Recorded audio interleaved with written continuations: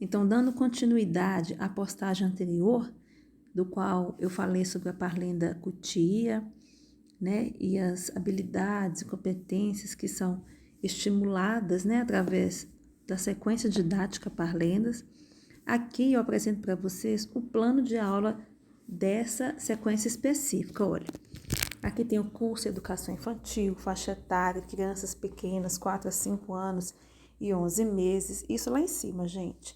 Parlenda Cutia, professora responsável por essa parlenda aqui, é a Perpétua Teodoro. Cada professora elaborou 2 sequências com parlendas diferentes. Supervisora eu, Betânia Eleutério Borges, assunto parlendas. E a ementa, o que fundamenta tanto as atividades, né? E o plano de aula é o BNCC, que é do governo federal, é um conteúdo do governo federal que você encontra na internet para consulta.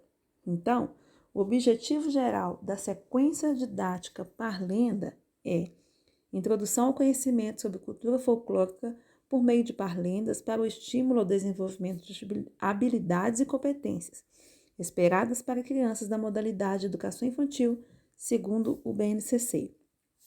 Objetivos específicos: possibilitar a ampliação do conhecimento sobre cultura folclórica, estimular a promoção de capacidade cognitiva por meio de novos conhecimentos culturais, atenção, memória, concentração e outras tantas habilidades e capacidades cognitivas, né? Permitir ampliação do vocabulário, porque a criança aprende novas palavras. Promover a interdisciplinaridade através da exploração de diferentes campos de experiências. O que seria essa interdisciplinaridade? É você trabalhar vários conteúdos, várias habilidades e competências numa mesma atividade, numa mesma sequência didática. Por exemplo, na sequência didática Parlendas, a gente trabalha história, que é a questão do folclore, né? Uma narrativa que vem passando de geração em geração. As parlendas são conhecidas há gerações e são transmitidas de forma oral, né? Isso é questão histórica, né? Muito importante para a nossa cultura, para a cultura brasileira, assim como cantigas, né? Contos, isso tudo são elementos que fazem parte da nossa cultura histórica, né? E a gente trabalha essa interdisciplinaridade, por exemplo, uma parlenda, como eu já falei aqui, todos os atributos que ela tem, a gente trabalha linguagem, matemática, né, coordenação motora, e isso é interdisciplinaridade, você trabalhar diferentes campos, você ter diferentes objetivos em diferentes áreas do conhecimento, uma mesma sequência didática. Aí, olha, quando você vê que eixos por aula, esses códigos, tá vendo? EI03, CG05, EI03, ET07 e tantos outros códigos que tem aqui, é porque é o seguinte, lá no BNCC tem separado, né? Cada um desses códigos se traduz em uma habilidade, em uma competência que a criança desenvolve, né? Precisa desenvolver.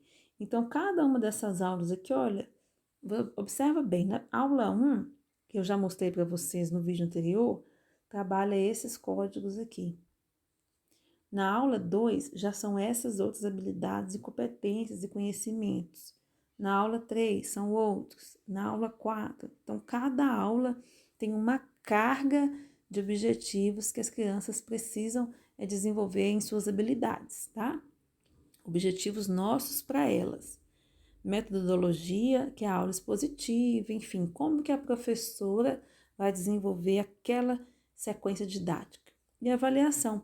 A avaliação na educação infantil não é igual à avaliação no ensino fundamental, prova, não. O que é a avaliação? É a professora aplicar o conteúdo e acompanhar o desenvolvimento daquela criança de forma processual. O que é processual?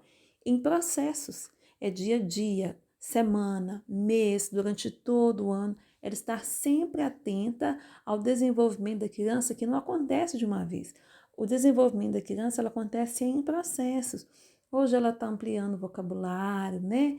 Amanhã, ao mesmo tempo que ela está ampliando o vocabulário, ela está aprendendo ali a escrever palavras e assim ela vai evoluindo na sua aprendizagem. Então a professora vai acompanhar, vai avaliar. Essa criança aprendeu aquele objetivo que nós propusemos?